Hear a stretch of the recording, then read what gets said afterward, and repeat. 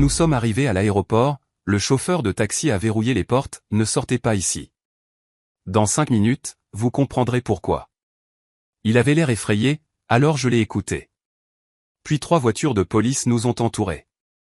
Ce soir-là, quand j'ai apporté à l'aéroport le portefeuille que mon mari avait oublié à la maison, je pensais simplement faire mon devoir d'épouse attentionnée. En arrivant au terminal à minuit pile, le chauffeur du VTC que j'avais commandé a soudainement verrouillé toutes les portes. D'une voix tendue, il a dit « Ne sortez pas ici. S'il vous plaît, faites-moi confiance. » Je me suis figé et j'ai demandé « Pourquoi, monsieur ?» Il était pâle de peur et a seulement marmonné « Vous comprendrez dans 5 minutes. » Je suis restée silencieuse, essayant de respirer profondément et obéissant à ses paroles, n'imaginant jamais que, 5 minutes plus tard exactement, 3 voitures de police nous encercleraient complètement. Je n'aurais jamais pensé que cette nuit-là finirait par changer toute ma vie. Avant de commencer l'histoire, je vais vous demander quelque chose de très rapide. Appuyez sur le bouton j'aime de cette vidéo, abonnez-vous à la chaîne et dites-moi dans les commentaires de quelle ville vous regardez. De cette façon, nous pourrons continuer à grandir et vous apporter des histoires encore plus intenses. L'horloge murale du salon indiquait minuit et quart. Un silence froid, presque hostile, régnait dans l'immense maison. Zir venait de finir de ranger le bureau de son mari, Draymond, qui avait été laissé en désordre suite aux préparatifs d'un voyage d'affaires prétendument improvisé. Draymond avait dit au revoir à la hâte il y a à peine 1 heure, prétextant un problème urgent avec l'ouverture d'une nouvelle succursale de l'entreprise dans le Nord, et qu'il devait prendre le premier vol au petit matin. Zir, une épouse dévouée qui ne remettait que rarement les choses en question, avait seulement aidé à préparer ses vêtements et ses affaires sans poser trop de questions, car elle lui faisait une confiance aveugle. Pendant 3 ans de mariage, Draymond avait été pour elle le mari parfait, travailleur, gentil et toujours doux dans ses manières. Il semblait incapable de lui faire du mal. Alors que Zir s'apprêtait à éteindre la lumière du bureau, quelque chose de noir attira son attention sous une pile de dossiers dans un coin du bureau. Elle sentit son cœur se serrer lorsqu'elle reconnut l'objet. C'était le portefeuille en cuir de Draymond. Elle le ramassa immédiatement et vérifia à l'intérieur. Sa carte d'identité, sa carte de crédit principale, sa carte de débit et une épaisse liasse de billets s'y trouvaient. Zir devint instantanément nerveuse. Comment était-il possible que Draymond soit parti à l'aéroport sans son portefeuille? Sans pièce d'identité, il ne pourrait pas embarquer. Sans carte ni argent liquide, il aurait des difficultés pendant son voyage. Immédiatement, des images de lui perdu dans le terminal, en colère ou même bloqué à cause de cette maladresse, commencèrent à lui traverser l'esprit. Zir courut dans la chambre pour trouver son téléphone et appela Draymond plusieurs fois. La sonnerie retentit encore et encore, mais personne ne répondit. Elle pensa qu'il était peut-être en voiture en route pour l'aéroport, qu'il avait mis son portable en silencieux ou qu'il parlait à quelqu'un. Cela ne fit qu'augmenter son anxiété. Elle regarda de nouveau l'horloge murale. Il était minuit 20. Le vol de Draymond était prévu pour 2 heures du matin. Il restait encore du temps si elle partait immédiatement. Il vivait à environ 45 minutes de l'aéroport si la circulation était fluide. Zir ne conduisait pas la nuit car elle souffrait d'éblouissement à cause des phares des voitures venant en sens inverse.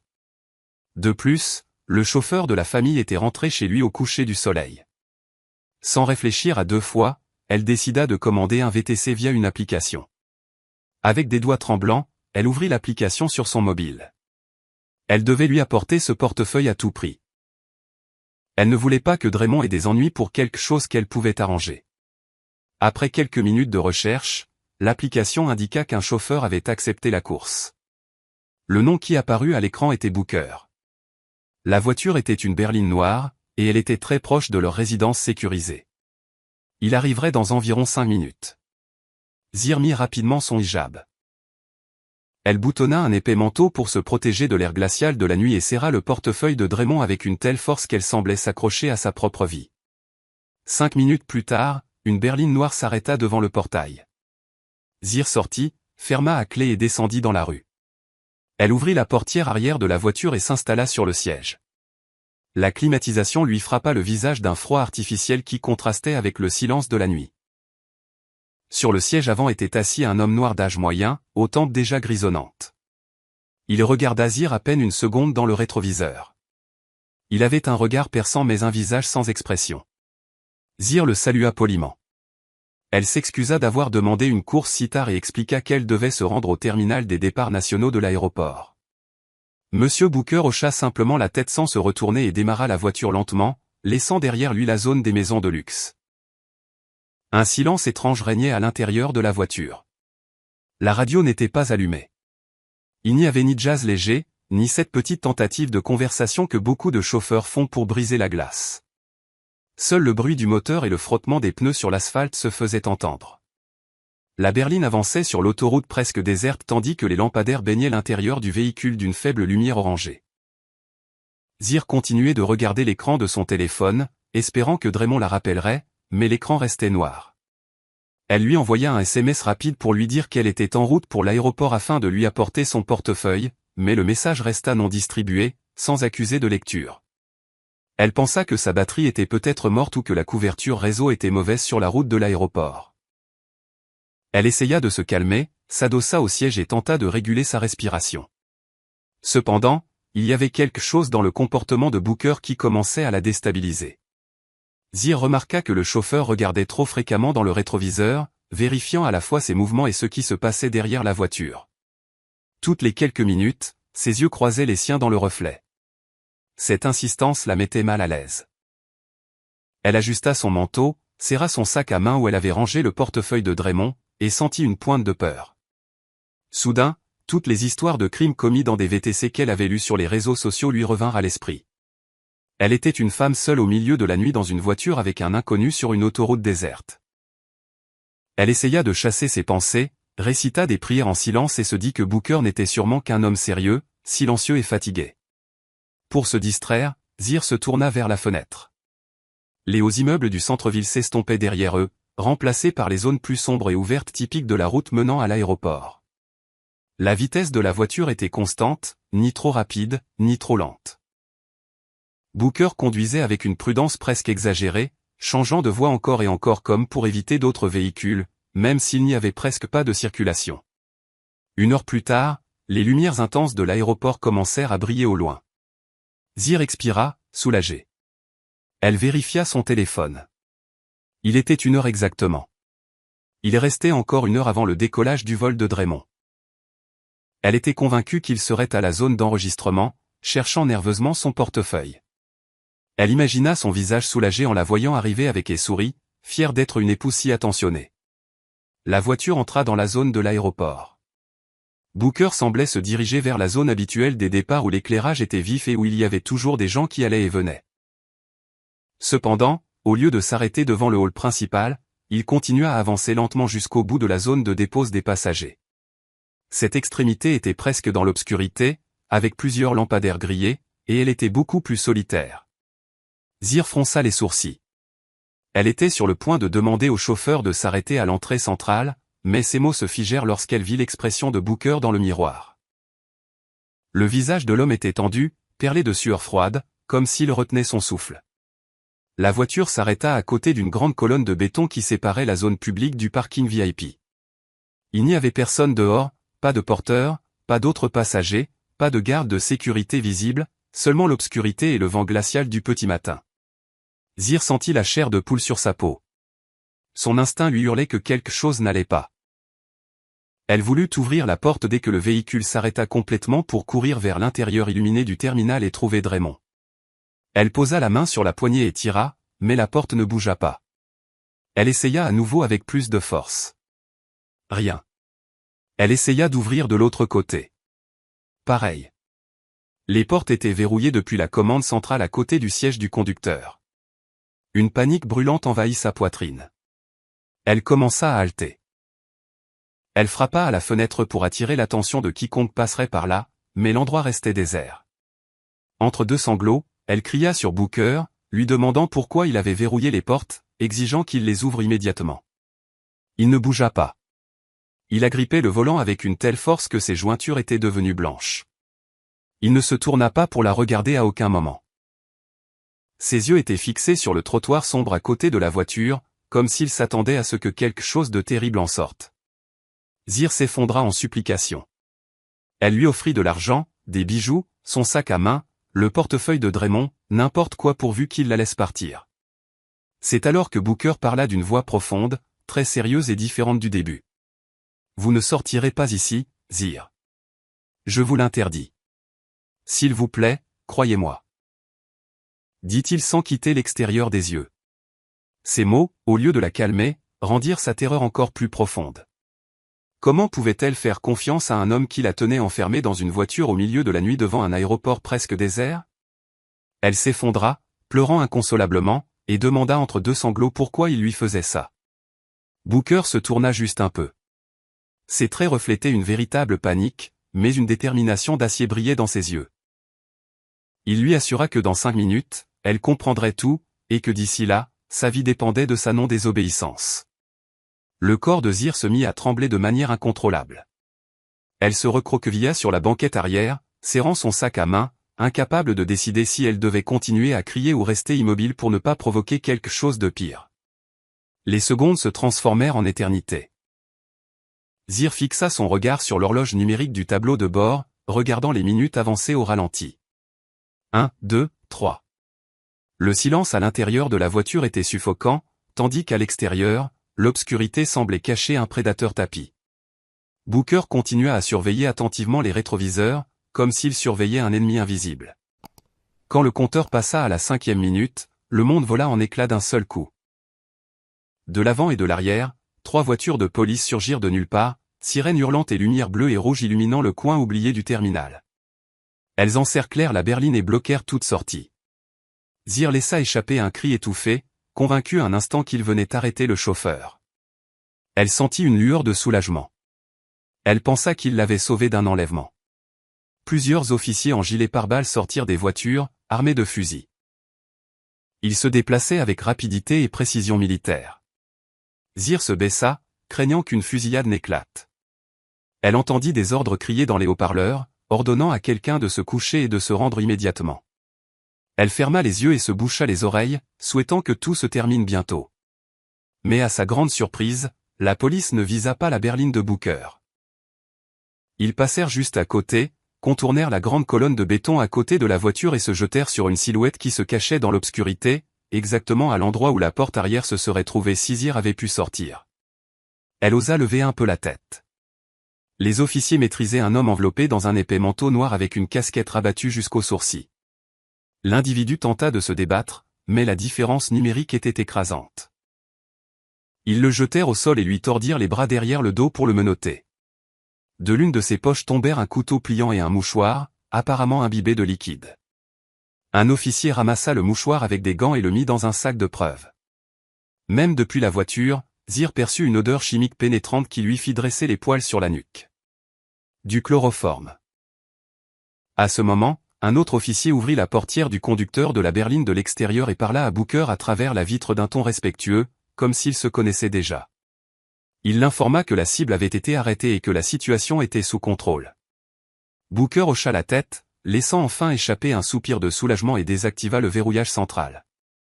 Le clic de la serrure sonna comme une musique de libération pour Zir. Toujours tremblante, Zir demanda ce qui se passait et pourquoi ils avaient attrapé cet homme. Elle ne comprenait pas pourquoi les officiers n'arrêtaient pas Booker, ni pourquoi ils le traitaient avec courtoisie. Le chauffeur se tourna vers elle calmement pour la première fois. Son expression avait changé. Ce n'était plus celle d'un étranger Mossad, mais de quelqu'un qui la regardait avec affection et respect. Il se présenta à nouveau, mais cette fois non pas comme un simple chauffeur d'application.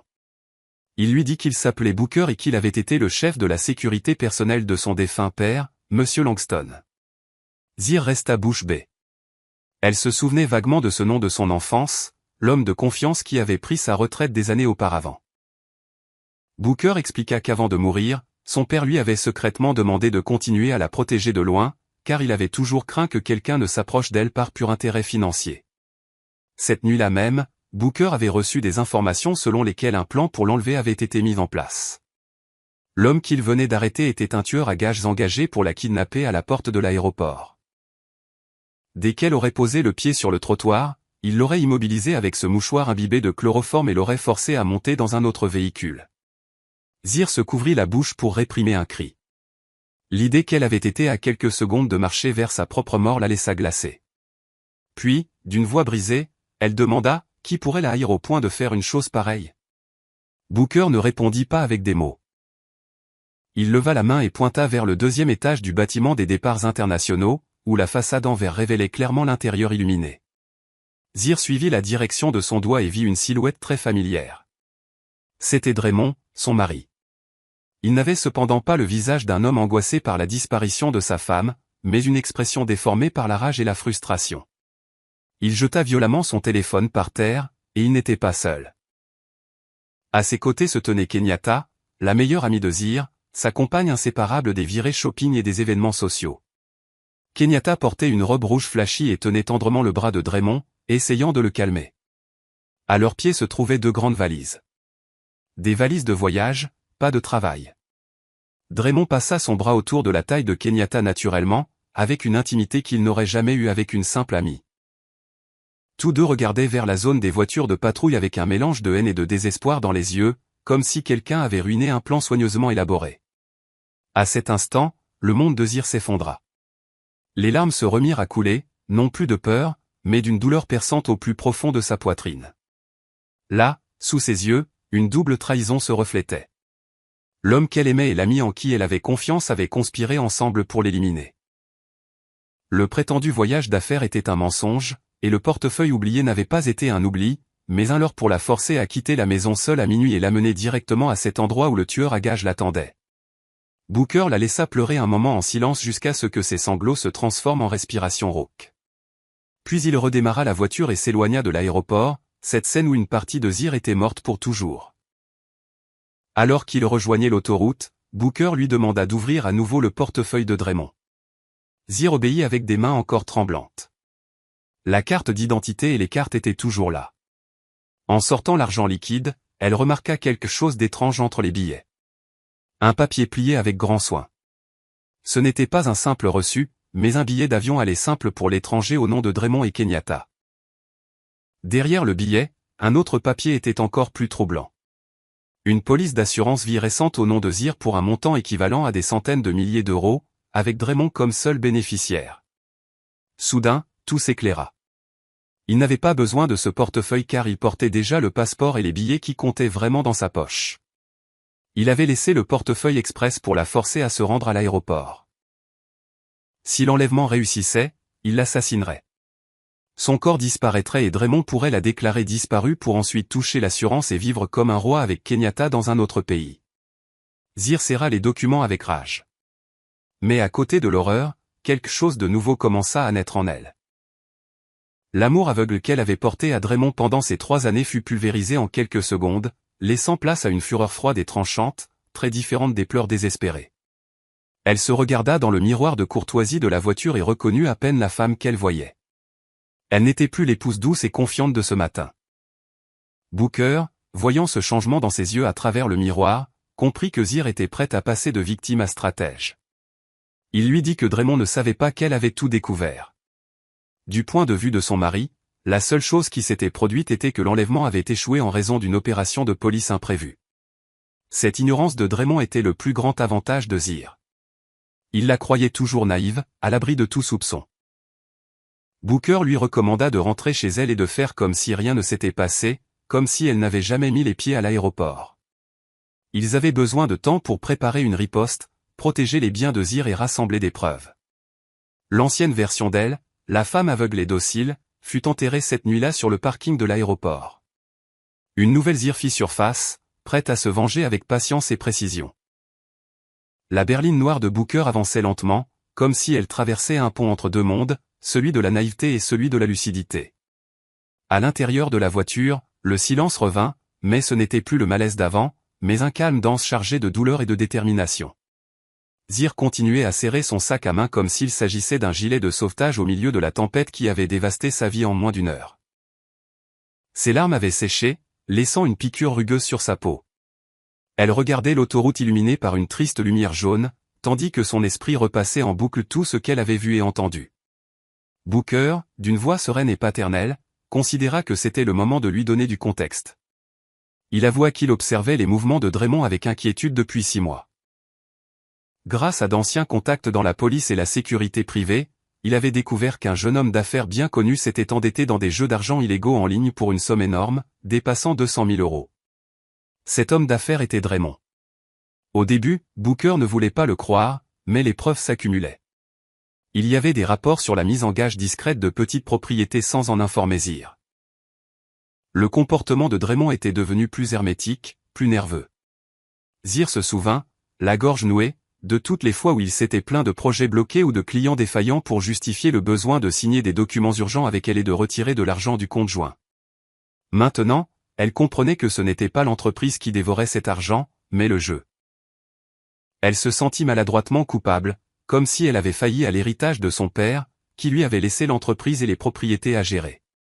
Elle avait permis à un loup déguisé en agneau de dormir à ses côtés chaque nuit, dévorant peu à peu son avenir. Booker lui demanda alors de vérifier à nouveau le portefeuille avec plus d'attention. Zir glissa ses doigts dans un compartiment si étroit qu'il était à peine perceptible derrière les fentes pour cartes. Elle y trouva un papier très plié, une procuration transférant le titre de la maison principale et un domaine de valeur dans le centre-ville de son nom à celui de Draymond. La signature qui apparaissait en bas était celle de Zir, ou du moins elle y ressemblait. Elle sut immédiatement qu'elle n'avait jamais signé ce document. Booker expliqua que Draymond avait probablement falsifié sa signature ou glissé ce papier parmi d'autres documents quand elle était fatiguée ou distraite. Le plan était si méticuleux que c'en était effrayant. Si l'enlèvement réussissait et que Zir disparaissait, Draymond utiliserait cette procuration immédiatement avant que la nouvelle ne soit rendue publique et garderait légalement tout. Zir froissa le papier avec rage. Il ne restait plus une once d'affection dans sa poitrine. Elle se souvint du doux sourire de Draymond en lui disant au revoir cette nuit-là, pensant que dans quelques heures, elle serait morte. Elle se jura de ne plus jamais se laisser berner de la sorte.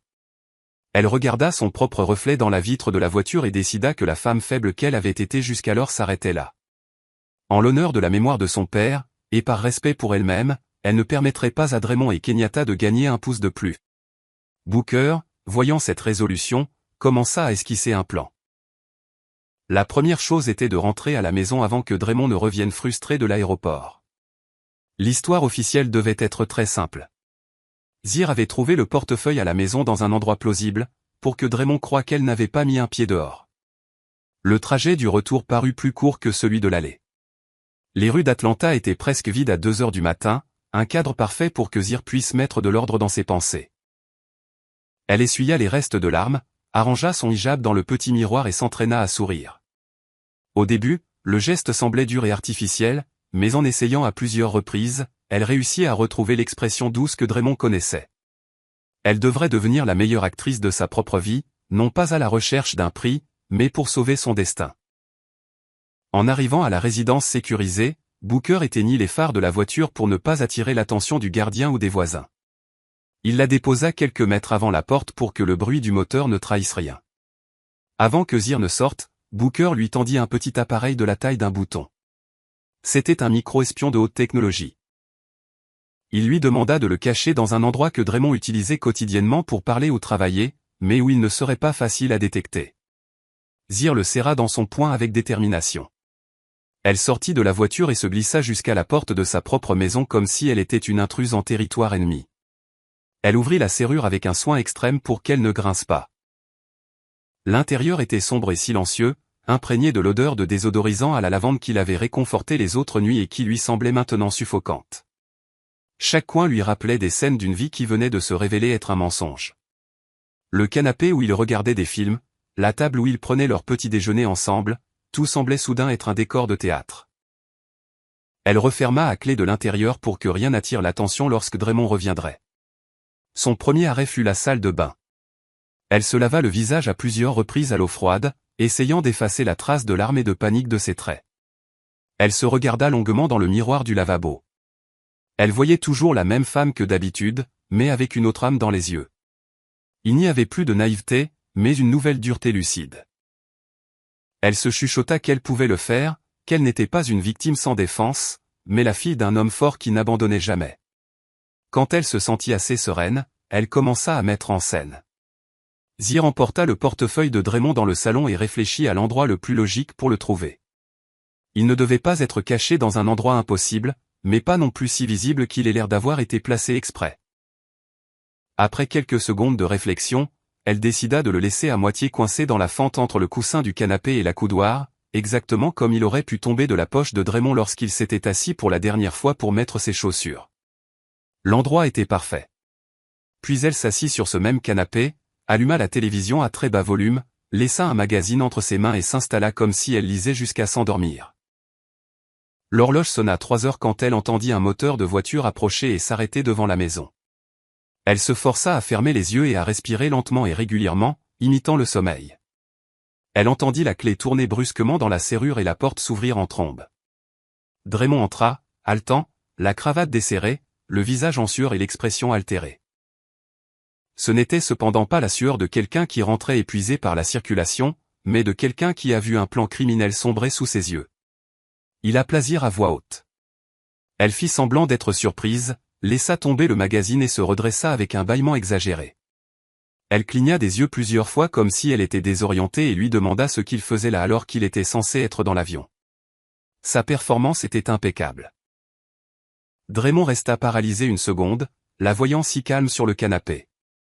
Puis il reprit contenance et commença à déployer ses mensonges habituels. D'une voix affligée, il dit que sur l'autoroute menant à l'aéroport, il s'était rendu compte qu'il avait perdu son portefeuille. Il avait paniqué, expliqua-t-il, et avait décidé de revenir car il ne pouvait pas prendre l'avion sans pièce d'identité. Il ajouta qu'il y avait eu un accident de camion et que la circulation s'était effondrée, justifiant ainsi son arrivée si tardive. Zir l'écouta avec un visage inquiet, hochant la tête, bien qu'à l'intérieur, son sang bouillait.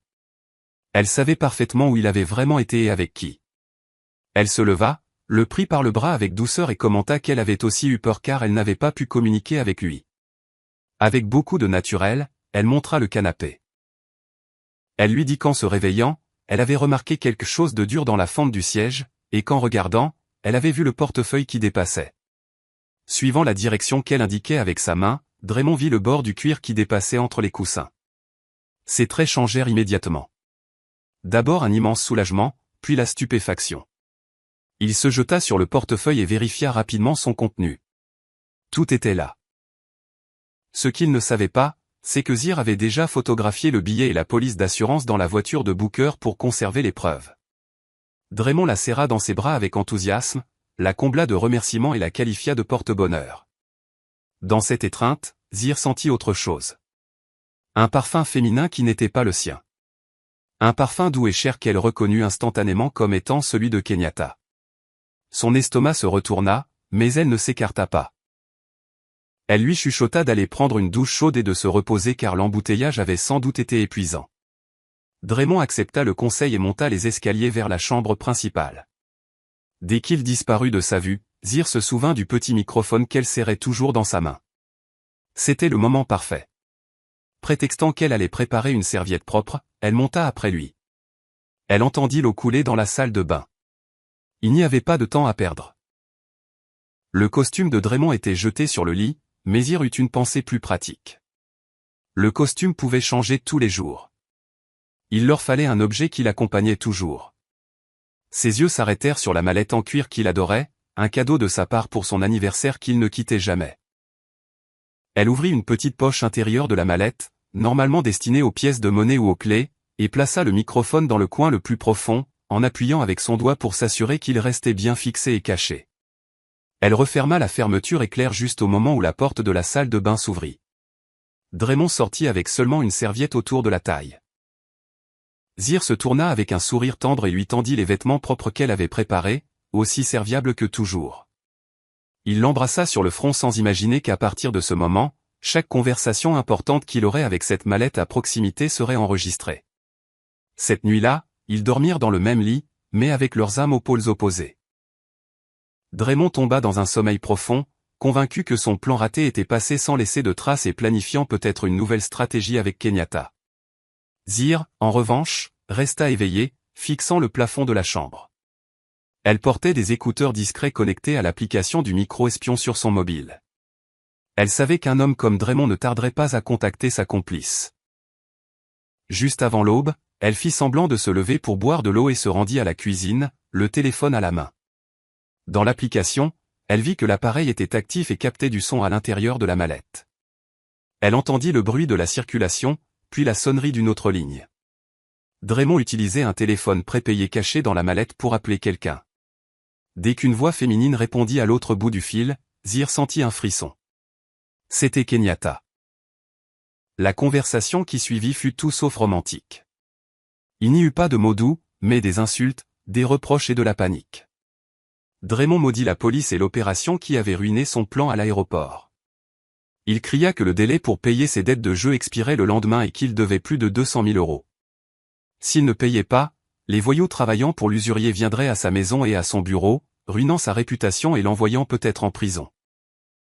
Kenyatta, aussi nerveuse que lui, mais plus calculatrice, lui rappela le plan alternatif, le vieil entrepôt hérité du père de Zir, où il croyait que des lingots d'or et des titres de propriété non encore enregistrés étaient conservés. Le problème était le même que toujours. Seul Zir connaissait le code du coffre-fort qui, selon les rumeurs, s'y trouvait. Kenyatta insista pour que Draymond obtienne la combinaison de n'importe quelle manière, en la trompant, en la pressant ou en profitant d'une faiblesse. Il accepta l'idée et dit que cet après-midi même, il rentrerait à la maison chargé de cadeaux pour l'amadouer. Entendre tout cela fut le coup de pouce final dont Zir avait besoin. Elle raccrocha et, sans perdre de temps, appela Booker. Une demi-heure plus tard, la berline noire était de nouveau devant sa porte. Zir monta dans la voiture avec un sac à dos dans lequel elle transportait des documents importants qu'elle avait pris d'un petit coffre-fort dans sa chambre. Elle était pâle, mais ses yeux brûlaient d'un mélange de douleur et de fermeté. Elle raconta à Booker chaque détail de l'appel. Il l'écouta en silence puis lui dit que la première étape était de protéger son argent et ses biens avant que Draymond ne fasse un geste désespéré. Ensemble, ils se rendirent à la banque et chez l'avocat de confiance de son père. À la banque, Zir transféra la plupart de l'argent du compte joint vers un nouveau compte à son nom et bloqua les cartes supplémentaires que Draymond utilisait, prétextant que le portefeuille avait été perdu et qu'elle devait les annuler par sécurité. Au bureau de l'avocat, elle signa un document de protection des biens qui rendrait énormément difficile toute tentative de disposer de ses propriétés sans sa présence. Booker resta à ses côtés, agissant comme un père de substitution, l'accompagnant dans chaque procédure. Vers midi, Zir se sentit un peu plus forte. Elle venait de fermer au moins l'une des principales avenues par lesquelles Draymond se soutenait financièrement. Le même après-midi, Draymond mit sa menace à exécution. Il rentra tôt à la maison avec un énorme bouquet de roses rouges et un petit paquet de pharmacie. Zir le reçut avec un sourire étonnamment convaincant, paraissant flatté par le geste. Il lui tendit les fleurs, l'embrassa sur la joue et lui donna le paquet, expliquant qu'il s'agissait d'un complément de vitamines importé, très cher, qu'il avait acheté juste pour elle parce qu'il l'avait trouvée fatiguée et pâle ces derniers temps. « Je m'inquiète pour ta santé. » dit-il de sa meilleure voix de mari attentionné. Zir tint le flacon dans ses mains, sentant une pointe d'alarme. Lorsque Draymond alla à la salle de bain pour se rafraîchir, elle l'ouvrit avec prudence. Le seau semblait avoir été altéré et mal recollé. Elle vida une capsule dans sa paume. Son apparence ne correspondait pas à celle de vitamines ordinaires et elle avait une fine poudre blanche à la surface. Pendant le dîner, Draymond insista plusieurs fois pour qu'elle prenne une capsule devant lui. Il la regardait avec une intensité effrayante, comme s'il s'attendait à un effet immédiat. Zir, avec ruse, se leva de table en disant qu'elle allait chercher un verre d'eau. Dans la cuisine, elle jeta la capsule dans l'évier et mit un bonbon à l'amande de taille similaire dans sa bouche. Elle retourna à table, le plaça sur sa langue et l'avala sous les yeux de Draymond. Il sourit, satisfait, croyant avoir fait le premier pas pour l'empoisonner petit à petit. Dans les jours qui suivirent, Zir continua de se débarrasser du contenu du flacon dans les toilettes, ne laissant que le récipient vide, pour donner l'impression qu'elle le prenait avec discipline. La guerre secrète avait commencé et tout faux pas pouvait lui coûter la vie. 3 jours après cette tentative d'empoisonnement, Draymond commençait à perdre pied. Il s'attendait à voir Zir tomber malade, montrer des signes de vertige ou de faiblesse qui faciliteraient ses plans. Mais ce qu'il vit fut tout le contraire. Elle se levait tôt, faisait des étirements dans le jardin, cuisinait des repas sains, souriait et lui disait au revoir avec des mots gentils. Cela le rendit encore plus nerveux. Alors que les créanciers du jeu continuaient de harceler son téléphone avec des menaces de plus en plus explicites, Zir, voyant que la pression sur lui augmentait, décida que le moment était venu de passer à la contre-attaque psychologique. Elle devait le pousser à commettre des erreurs qui l'incrimineraient encore plus. Elle l'appela au bureau en milieu de matinée d'un ton joyeux. Elle lui dit qu'elle avait réfléchi et qu'elle voulait célébrer le fait qu'il soit plus calme après la frayeur du portefeuille perdu et le remercier aussi pour son travail acharné. Elle prévoyait d'organiser un dîner spécial à la maison. En guise de cerise sur le gâteau, elle avoua que sa meilleure amie, Kenyatta, lui manquait, qu'elle n'avait pas vue depuis un moment, et lui demanda s'il pensait que c'était une bonne idée de l'inviter aussi. À l'autre bout du fil, il y eut un bref silence. Draymond a dû débattre entre le risque et l'opportunité. Avoir sa maîtresse et sa femme sous le même toit était dangereux, mais cela pouvait aussi servir à les manipuler toutes les deux ensemble. Finalement, il accepta avec un enthousiasme fin sans se douter qu'il venait de tomber droit dans le piège. Ce soir-là, Zir dressa la table avec un soin presque cérémoniel. Elle alluma des bougies parfumées, sortit la plus belle vaisselle et plaça au centre des plats de viande de choix et des accompagnements soigneusement préparés. Elle portait une modeste robe bordeaux, élégante et sobre, et s'était maquillée juste assez pour mettre en valeur des traits désormais plus fermes. À 20 heures précises, la sonnette retentit.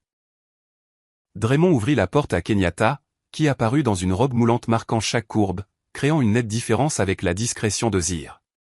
Elle sourit et apporta un cadeau à la main. Elle salua Zir avec des baisers sur les deux joues avec cette fausse affection qu'elle avait toujours utilisée. Et Zir lui rendit l'étreinte, ayant l'impression d'étreindre un serpent. Le dîner commença par des blagues légères et des commentaires triviaux. Draymond et Kenyatta se lançaient des regards chargés de messages que Zir faisait semblant de ne pas remarquer. Elle se concentra sur le service, le remplissage des verres et le maintien de l'atmosphère apparemment cordiale. Au milieu du cliquetis des couverts, Zir décida de déplacer les pièces. Elle posa lentement son couteau et sa fourchette sur l'assiette, s'essuya les lèvres avec la serviette et, d'une voix plus basse, dit que la nuit précédente, elle avait fait un rêve très étrange. Draymond, la bouche pleine, lui demanda ce qu'elle avait rêvé. Zir sourit d'un air énigmatique. Elle raconta que dans le rêve, il y avait une femme riche avec un mari charmant et une amie très proche, mais que secrètement, ce mari et cette amie conspiraient pour l'assassiner pour son héritage. Les détails, ajouta-t-elle, étaient si précis qu'ils glaçaient le sang. Elle parla d'un faux voyage d'affaires, d'un tueur à gages avec du chloroforme à la porte d'un aéroport, de vitamines frelatées. Le visage de Kenyatta perdit toute couleur. Sa fourchette lui glissa des mains et tomba bruyamment contre l'assiette. Draymond s'étouffa avec un morceau de viande et se mit à tousser désespérément, buvant de l'eau à grandes gorgées. L'air dans la pièce devint épais. Les deux se regardèrent de côté, essayant de deviner ce que Zir savait. Elle, après une pause calculée, laissa échapper un léger rire et dit que heureusement, ce n'était qu'un rêve, car il était impossible qu'un mari aussi aimant que Draymond et une amie aussi bonne que Kenyatta fassent quelque chose d'aussi monstrueux. Ces mots, doux dans la forme, coupaient comme un scalpel. Avant qu'il ne puisse reprendre le contrôle, Zir lança le coup de grâce. Elle dit que ce rêve l'avait fait beaucoup réfléchir à la mort et que, poussée par une sorte d'illumination spirituelle, elle était allée ce jour-là même chez l'avocat. Elle commenta avec un geste serein qu'elle avait complètement modifié son testament. Elle expliqua que si elle mourait subitement ou dans des circonstances douteuses avant l'âge de 60 ans, 100% de ses biens, y compris la maison, les terrains, les comptes bancaires, les actions et le contenu du coffre-fort familial, seraient automatiquement donnés à une fondation pour les orphelinats et à une association caritative contre le cancer. Ni son mari ni aucun autre parent ne recevrait un seul euro. Elle justifia sa décision en disant que Draymond était un homme capable qui pouvait gagner sa vie par lui-même sans dépendre d'un héritage. La pièce fut plongée dans un silence brutal. Draymond se raidit, fixant le vide comme si quelqu'un venait de lui arracher le sol sous les pieds. Kenyatta ouvrit la bouche mais ne trouva pas de mots. Tout l'effort pour éliminer Zir et garder son argent avait été neutralisé en un instant. La tuer n'avait plus de sens. Si elle mourait, ils n'auraient rien à hériter au-delà de leurs propres dettes. Zir les regarda, pencha la tête et, avec un sourire doucement venimeux, demanda s'il voyait quelque chose de mal à sa décision, si peut-être ce n'était pas digne de destiner l'argent à la charité. Draymond balbutia que c'était une réaction exagérée, et qu'elle devait penser à l'avenir de la famille. Zir l'interrompit avec une politesse ferme, insistant sur le fait qu'elle le faisait précisément en pensant à son avenir spirituel. Elle termina son morceau de viande comme si de rien n'était, tandis qu'en face d'elle, deux âmes avides s'effondraient dans un désespoir silencieux. Ce qu'aucun d'eux ne savait, c'est que dans un coin de la salle à manger, une petite lumière d'une caméra cachée installée par Booker clignotait, enregistrant chaque geste, chaque regard de panique. Ce dîner fut la première pièce d'un dossier de preuves qui démantèlerait complètement la version de Draymond et Kenyatta au tribunal. Cette même nuit, incapables de dormir, Draymond et Kenyatta se réfugièrent dans le petit appartement qu'elle avait dans une autre partie de la ville, leur cachette secrète, qui était maintenant devenu un abri de panique. Le téléphone de Draymond n'arrêtait pas de vibrer avec des appels et des messages de numéros étrangers chargés de menaces et de photos déplaisantes. Les bookmakers n'allaient plus attendre. Draymond faisait les 100 pas, débraillé, hagard, de plus en plus au bord de l'effondrement. Il savait qu'avec le Nouveau Testament, tuer Zir serait inutile. Obtenir l'héritage par la voie rapide était exclu. Kenyatta, fumant nerveusement sur le canapé, le blâmait pour tout. Elle lui rejeta la responsabilité de ne pas avoir contrôlé sa femme et de lui avoir permis de changer le testament. Ils se disputèrent, criant des insultes de plus en plus cruelles. Cependant, plus l'horloge avançait, plus ils voyaient clairement qu'ils avaient besoin d'argent immédiatement.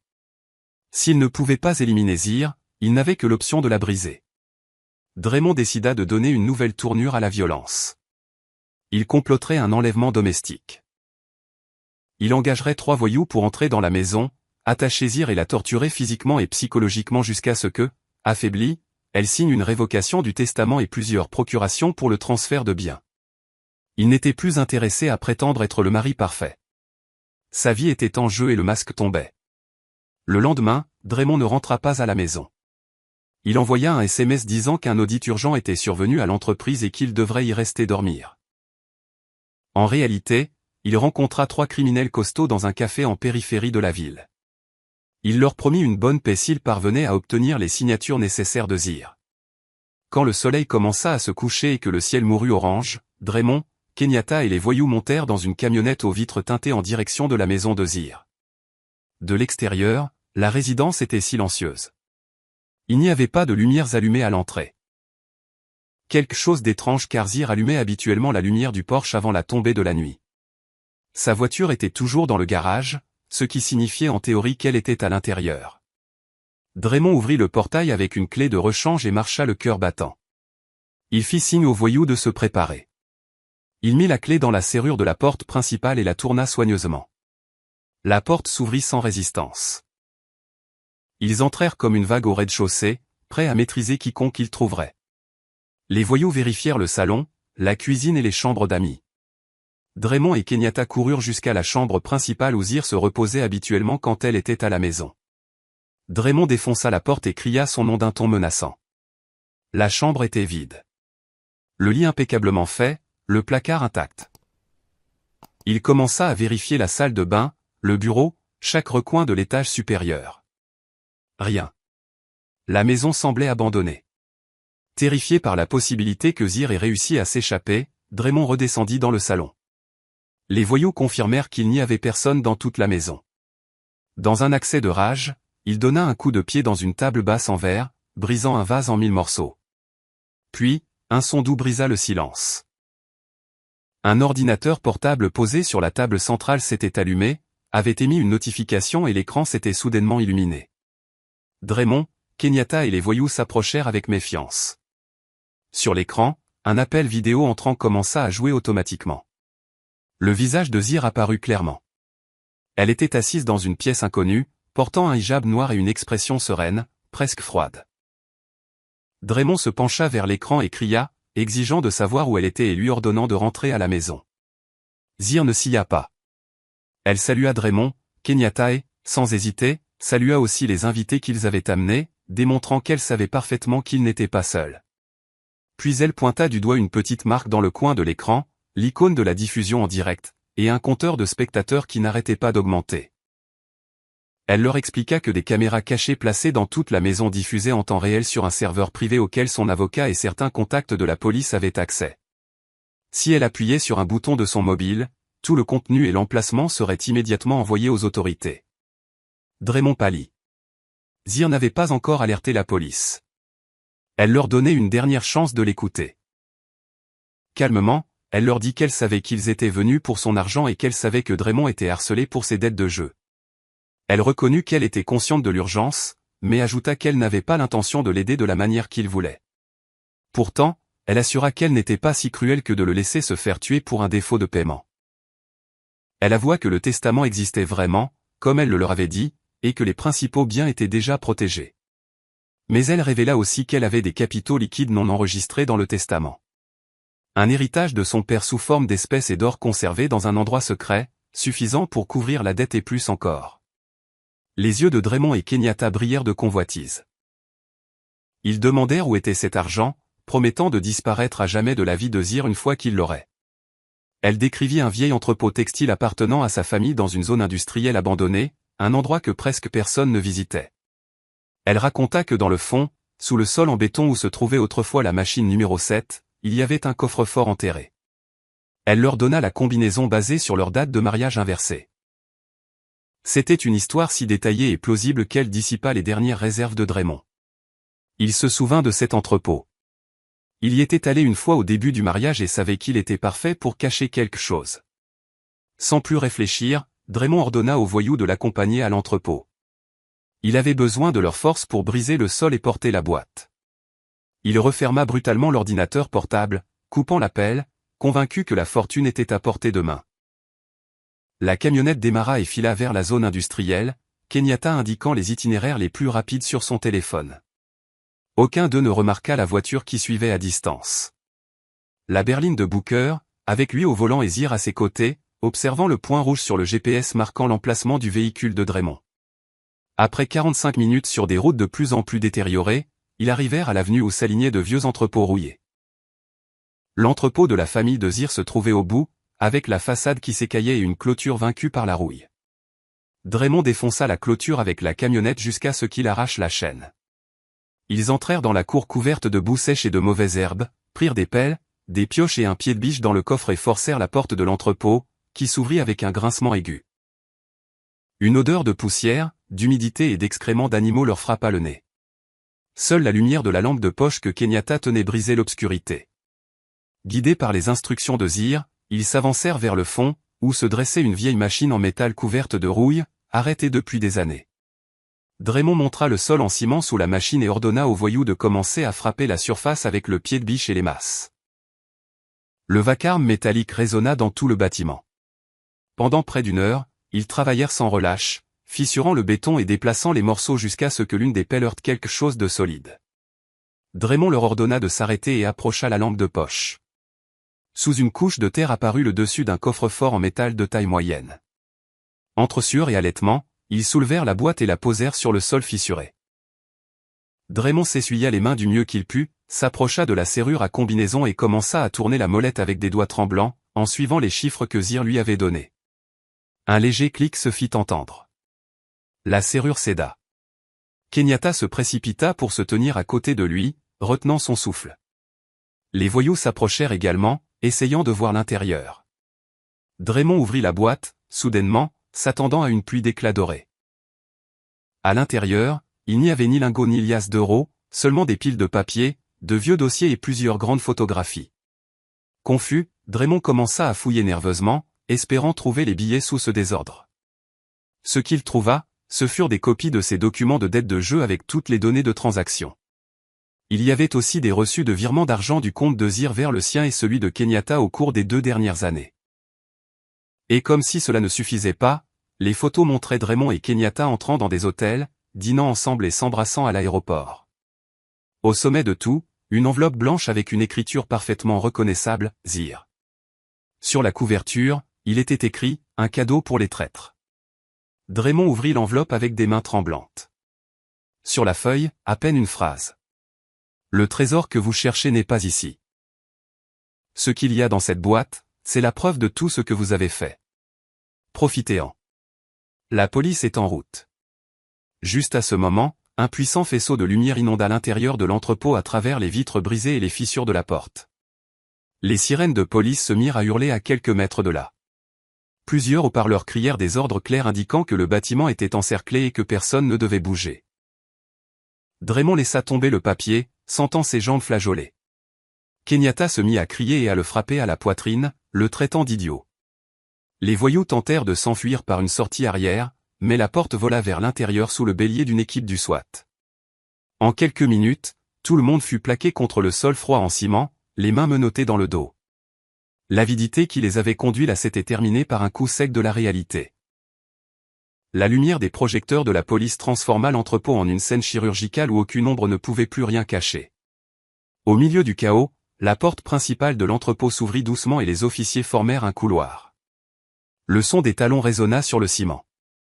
Zir apparut, impeccable dans un manteau de couleur claire et son hijab parfaitement placé. Derrière elle s'avançait Booker, fier, avec un geste satisfait.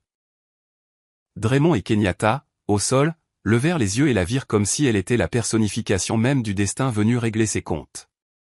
Il ne restait aucune trace de l'épouse soumise qu'ils connaissaient. Devant eux se tenait une femme qui avait repris le contrôle de sa vie. Draymond essaya de ramper vers elle, pleurant, demandant pardon, disant que c'était une erreur, qu'il était confus, que Kenyatta l'avait manipulé, qu'au fond il l'aimait. Il s'agenouilla, essaya d'embrasser le bout de ses chaussures. Kenyatta, voyant cette scène, laissa échapper une insulte et se mit également à supplier, assurant qu'elle n'avait fait que suivre Draymond et qu'elle ne supporterait pas d'aller en prison. Zir recula d'un pas pour ne pas se laisser toucher. Elle les regarda avec un mélange de pitié et de répulsion. Elle demanda à Draymond s'il se souvenait de la nuit à l'aéroport où il la regardait depuis la fenêtre, attendant qu'un tueur à gages mette fin à ses jours. Elle lui dit que cette nuit-là, elle lui avait offert une possibilité de changement en ne le dénonçant pas immédiatement, qu'elle voulait voir s'il restait en lui une once d'humanité. Au lieu de cela, il lui avait offert du poison et de la violence. Elle sortit alors son téléphone et leur montra l'écran. Des dizaines de commentaires défilaient sous une diffusion en direct. Insultes, condamnations, rage. Elle raconta que ce qui se passait dans cet entrepôt ainsi que la tentative d'enlèvement prévue à son domicile avait été enregistrée et diffusée à un cercle de personnes de confiance. Ses anciens partenaires, ses voisins et ses parents avaient vu le vrai visage de Draymond et Kenyatta. Non seulement ils allaient perdre leur liberté, mais aussi la réputation dont ils s'étaient inventés. Un chef de la police s'approcha de Zir et lui demanda la permission d'emmener les détenus. Elle hocha la tête. Les officiers soulevèrent Draymond et Kenyatta. Ils marchaient comme une poupée de chiffon. Elle continuait d'essayer de se libérer, promettant que tout n'était qu'un malentendu.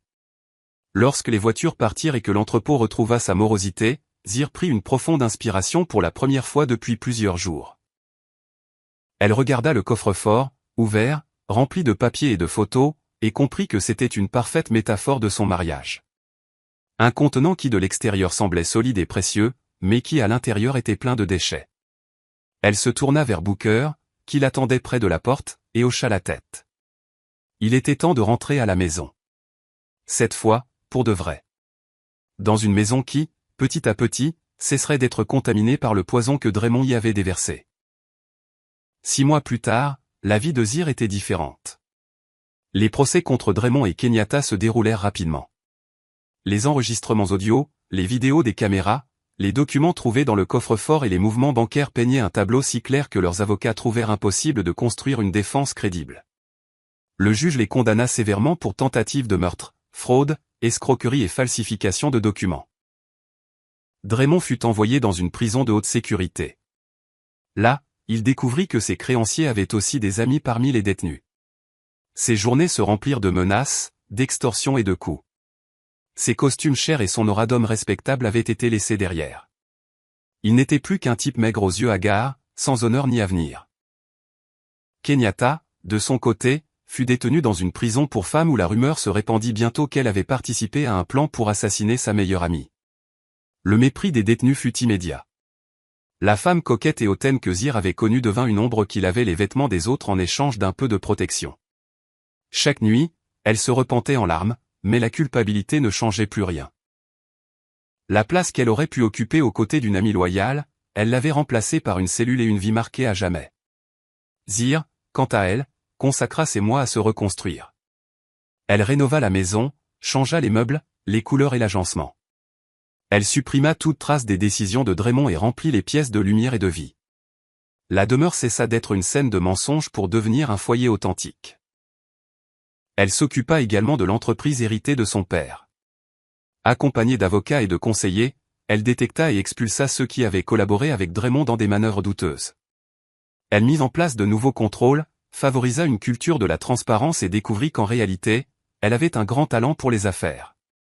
Elle n'était pas seulement la fille du propriétaire. Elle était la directrice qui guidait l'entreprise vers une nouvelle étape de croissance. Sa silhouette devint connue dans les cercles d'affaires. Elle commença à être invitée à des conférences et des séminaires sur le leadership féminin.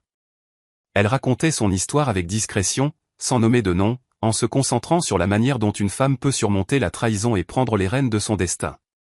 le hijab qu'elle portait avec élégance n'était pas seulement un vêtement de foi, mais un symbole de la force qu'elle avait trouvée en elle-même. Ses employés la regardaient avec un respect sincère, non par peur, mais parce qu'ils voyaient en elle quelqu'un qui était tombé au plus bas et qui s'était relevé sans renoncer à sa dignité. Un matin radieux, Zir arriva au même aéroport où sa vie avait failli prendre fin. Cette fois, cependant, elle y alla le cœur léger et avec une petite valise de voyage. Elle portait une tenue confortable et élégante dans des tons doux, avec des lunettes de soleil et un sourire calme. Booker l'accompagna jusqu'à la zone d'embarquement VIP. Il n'était plus seulement l'ancien homme de sécurité de son père. Il était son bras droit dans l'entreprise et, par-dessus tout, un membre de la famille que Zir avait choisi. S'arrêtant près de la colonne de béton où, des mois auparavant, on avait voulu la tuer, Zir regarda l'endroit de côté. Le souvenir ne faisait plus mal. Il lui rappelait seulement le chemin parcouru. Booker lui demanda, presque avec une fierté paternelle, si elle était prête pour le voyage. Zir hocha la tête.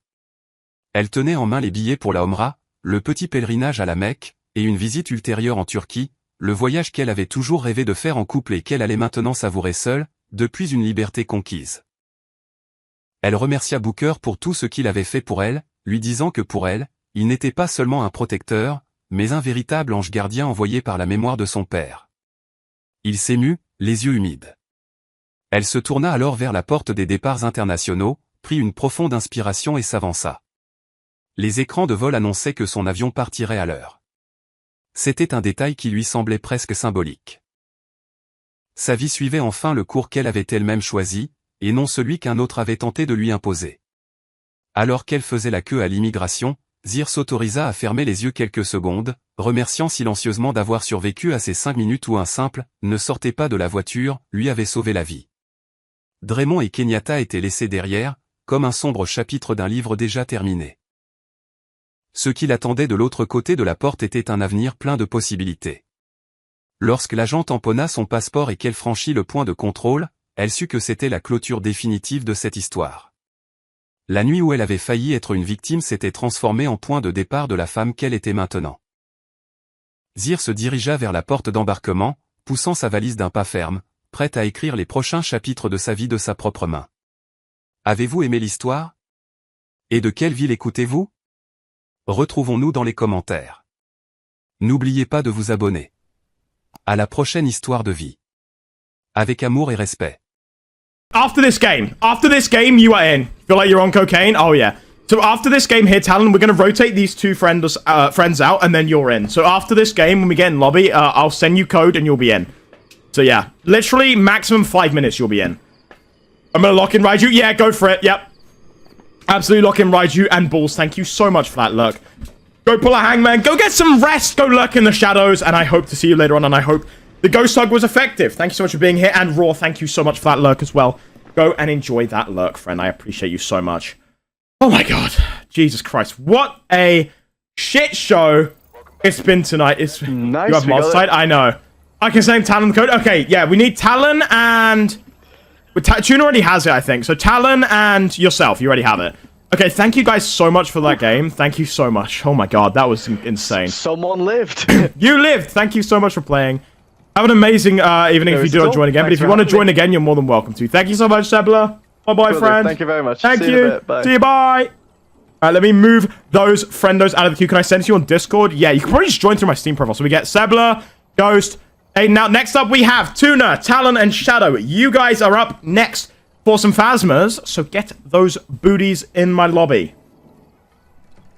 Get your ass in it. Who got it right? I got the ghost right. Oh, yeah. We need to do exclamation point. What ghost? Raiju. Dom, it was a Raiju. Sorry.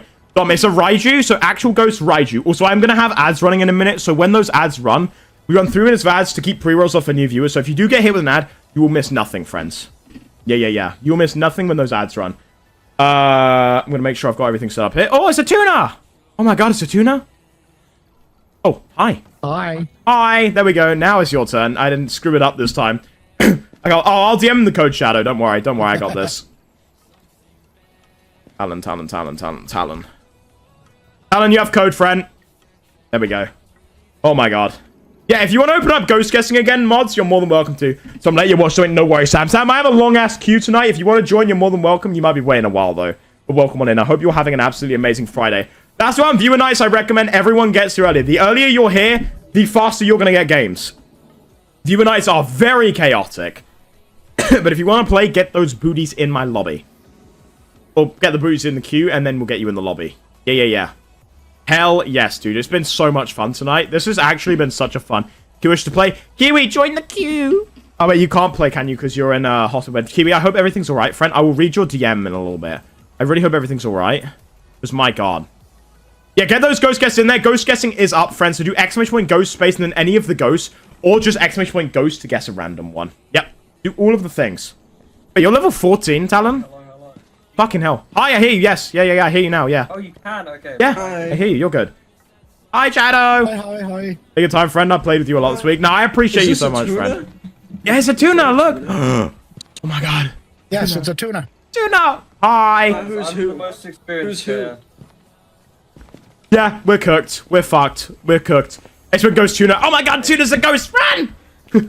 Oh, wait. Are we? Oh, God. Oh, God. The quadruplets. Guys, get those ghost guesses in, friends. Dom, if you're cool to close the ghost guessing up once we're in the match, like once the front door's open, that'd be sweet. I need to guess. I'm gonna have to run ads in a minute because we are 2 hours into the stream, so I will run those momentarily. So when we run those ads, friends, I'll make sure I'm in the truck when those ads run because we run 3 minutes every hour to keep pre-rolls off for new viewers. Oh my God, you're different. You're not with us. You're not quadruplets. The audacity. how dare you? The audacity. All right. So Tuna, you get to pick the first map, friend. Any map you want, pick it. Any map. By the way, I have both badges. Let's go. Let's fucking go. Yeah, both the badges sick. I love the animated one. Oh. Okay. Tuna, any map you want, sir. Grafton again, dude. It's been a lot of Grafton tonight. Ooh, let's go. Is my gear... Wait. My gear's a bit fucked up. Hang on. No, it's a me problem. Hang on. Disable, enable.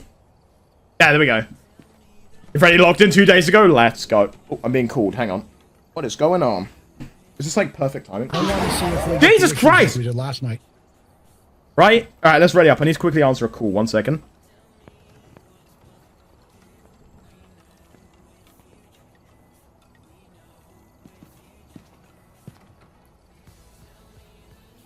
Alright, guys. I have to... Can we ready up, friends? I need to quickly run ads, and I need to go quickly run downstairs for a second. So, if we quickly ready up and get some game, I'll be right back.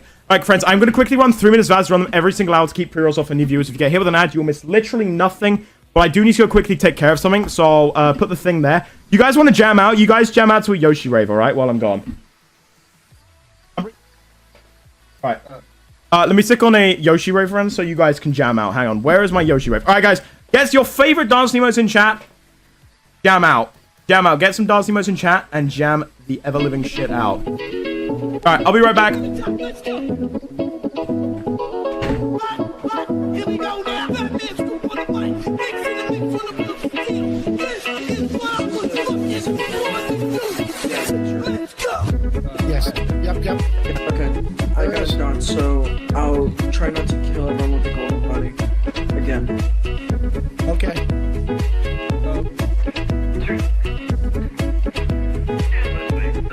One, two. Okay, sure.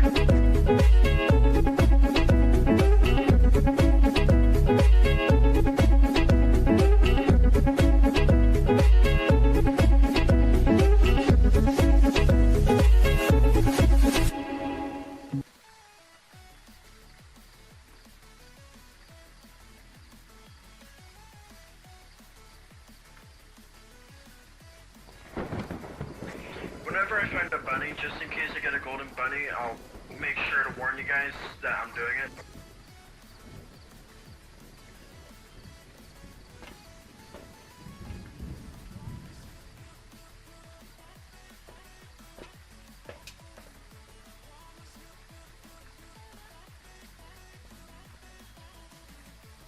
Breaker is downstairs, power is on.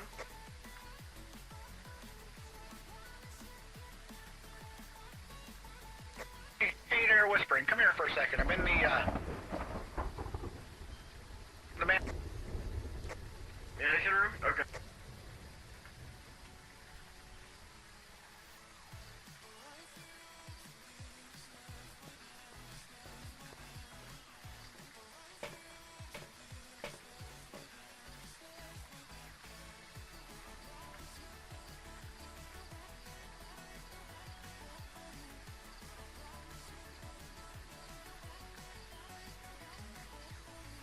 I'm back. Oh my god, sorry about that.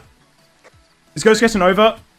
Sorry about that, friend. Something hilarious. Ghost Guessing's over, I'm back. Alright, sorry about that, friends. Ghost Guessing is over. I hope you all got those Ghost Guesses in there. Alright, I am back, friends. Yeah, get those Ghost Guesses in there. I'm doing, Oh my god. Wait. Sorry, I'm back now. Make sure you go to I'm Edgar. doing my job.